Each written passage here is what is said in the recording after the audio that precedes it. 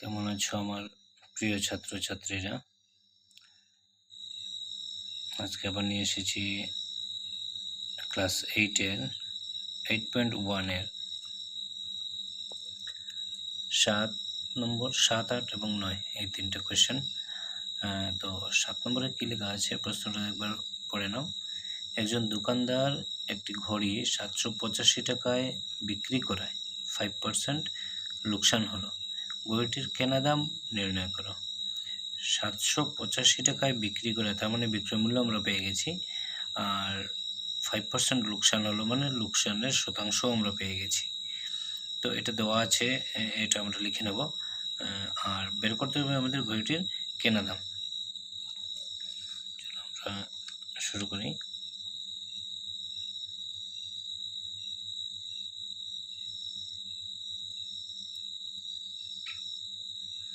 দেওয়া আছে, কি দেওয়া আছে এখানে? বিক্রির দামটা দেওয়া আছে। বিক্রির দাম, বেচা দাম বা বিক্রয় মূল্য যাই লিখো, বিক্রির দাম সমান কত দেওয়া? 785 টাকা। ঠিক আছে, আর কি দেওয়া আছে? লোকসানের শতাংশ দেওয়া আছে।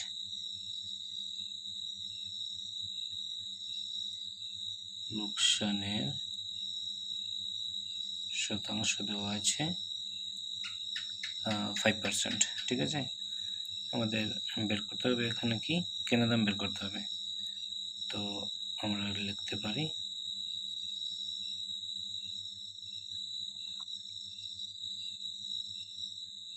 কেনা দাম ইজ ইকুয়াল টু, কেনা দামের সূত্রটা কি?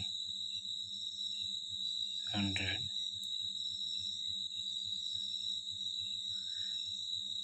যেহেতু লোকসানের শতাংশ দেওয়া আছে তাই আমরা এখানে লোকসানের শতাংশটা লিখব।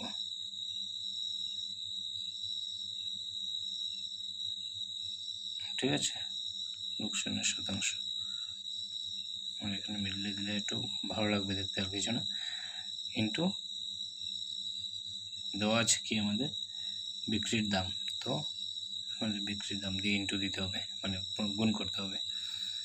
তো কি লিখবো? 100 মাইনাস লোকসানের শতাংশ কত? 5 দেওয়া আছে। এই যে লোকসানের শতাংশ আমাদের কত? 5%, মানে 5, পরে তো 100 আছে, ইন্টু বিক্রির দাম কত? 785। তো উপরে তো 100 আছে, আর 100 থেকে 5 বিয়োগ করলে 95 ইন্টু, ঠিক আছে। এবং 5-এর গুণিতক দেখছি দুইটা সংখ্যাই, তো 5 19 95 আর 5 20 100। ঠিক আছে, তো আমরা এখন 19 দিয়ে এটাকে ভাগ করব। 19 দিয়ে দেখি যায় কিনা। 3 7 9 4 19 যাবে না, ভাগশেষ থেকে যাবে। তাহলে এটা আমরা কি করব এখন? 785 ইন্টু 20, 0, 5 দুগুণা 10, 0 হাতে থাকলো 1, 8 দুগুণা 16 আর 1 17, হাতে 1, 7 দুগুণা 14 আর 1 15, 15,700 টাকা। এই কি বলে উপরে থাকলো, নিচে থাকলো 19। এখন আমরা এটাকে যেহেতু ভাগ করে আমরা মিলছে না, তো আমাদের আলাদা রাফ, মানে আলাদা ভাগ করে দেখে নেব আমরা এটার আনসার কী বেরোয়। 15,700 ভাগ করবো 19 দিয়ে। ঠিক আছে, 19 নামতা কাউন্ট করতে হবে। 8 19 152, কত থাকলো? 7 থেকে 2 গেলে 5, 50, 19 দুগুণা 38, 10 গেলে 2, 1 12, তো আরেকটা 0 নামাবো, তো কত হবে? 6 19 114, তো কত থাকলো? 20, 6 থাকলো, 6 তো যাবে না, 0 হলে দশমিক হয়ে গেল। 3 19 57, আবার 3 থাকলো, আবার 0 লাগালাম, 19 কে 19, আবার 11 থাকলো। তাহলে এটা আরও বারবার যাবে, আমাদের টাকা পয়সা ক্ষেত্রে দশমিকের ডান দিকে 2 ঘর হলেই আমাদের এখানে আমরা শেষ করে নিতে পারি। তো কত হলো? 826 টাকা, 826 টাকা 31 পয়সা। ঠিক আছে, তো এটা আমাদের বেচা দাম বেরিয়ে গেল। ঠিক আছে, আমরা যাই এর পরের নম্বরে। আমরা যাই এখন 8 নম্বরে। 8 নম্বরে কী লিখেছে, যদি 10টি বস্তুর বিক্রির দাম 11টা একই জিনিসের কেনা দামের সমান হয় তাহলে শতকরা লাভ বা লোকসান নির্ণয় করে। এটা কিন্তু আমাদের এর আগের ভিডিওতে 4 নম্বর অঙ্কতে আমরা পেয়েছি। দেখো, যদি 10টা কলমের বিক্রির দাম 8টা কলমের কেনা দামের সমান হয় তাহলে শতকরা লাভ বা লোকসান নির্ণয় করা। তো তোমরা যদি আগের ভিডিওটা দেখে থাকো তাহলে 4 নম্বর অঙ্কের নিয়মের সাথে মিলে যাবে, তো পারবে করতে। আর তবু আমরা 8 নম্বর অঙ্কটা আবার করে নিই।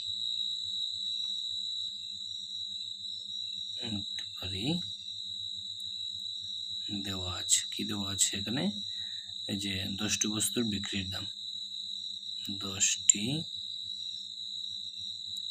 বস্তুর বিক্রির দাম 11টি বস্তুর কেনা দামের সমান, কেনা দামের সমান। ঠিক আছে, এটা তো আমাদের প্রশ্নে দেওয়া আছে। তো আমরা এখন ধরে নিই, কি ধরব, একটি বস্তুর আগে যেভাবে করেছি, একটি বস্তুর কেনা দাম, একটি বস্তুর কেনা দাম কত আমরা তো জানি না, তাহলে x টাকা।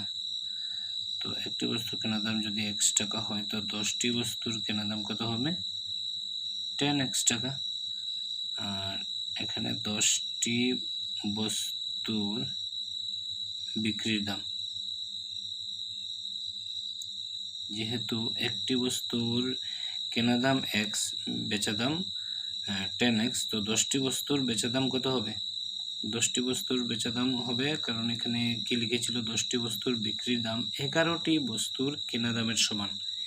তাহলে 10টি বস্তুর বিক্রির দামটা এখন কত হবে, 11x। ঠিক আছে, এই জায়গাটা একটু ভালো করে বুঝে নেবে, বারবার রিমাইন্ড করে। ঠিক আছে, কারণ এই জায়গাটাতেই ভুল হয়ে যায় অঙ্কটা, বিক্রির দাম মতো। ঠিক আছে, তাহলে এখন আমরা কি করব, যেহেতু আমরা এখানে বিক্রির দামটা বড় দেখছি, ঠিক আছে, তো বিক্রির দাম গ্রেটার দেন কেনা দাম। তখন যদি বিক্রির দাম বড় থাকে তাহলে কি হয়, আমরা জানি লাভ হয়। তো লাভের ফর্মুলাটা কি, বিক্রির দাম মাইনাস কেনা দাম। বিক্রির দাম কত ছিল, 11x।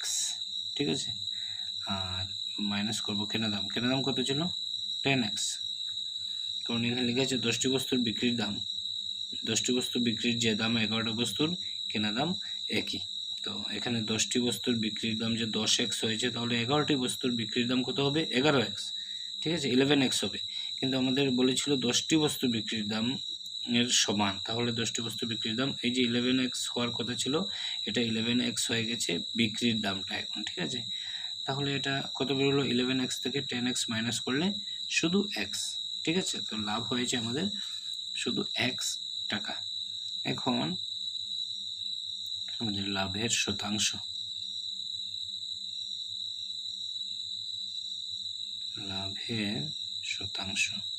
লাভের শতাংশের ফর্মুলাটা কি ছিল, লাভ বাই কেনা দাম ইন্টু 100%। লাভ কত, x, কেনা দাম কত ছিল আমাদের, 10x ইন্টু 100। তো x 0 0 কত থাকলো, 10। তো আমাদের লাভের শতাংশ কত বেরোলো, 10% বেরিয়েছে। ঠিক আছে, তো যদি 4 নম্বর অঙ্ক, আমি আবারও বলছি, 4 নম্বর অঙ্ক যদি বুঝে থাকো তাহলে 8 নম্বর অঙ্ক ইজিলি বুঝে যাবে। তো আমার আগের ভিডিওটা একবার দেখে নিও 4 নম্বর অঙ্কটা বোঝার জন্য, আর 8 নম্বর অঙ্ক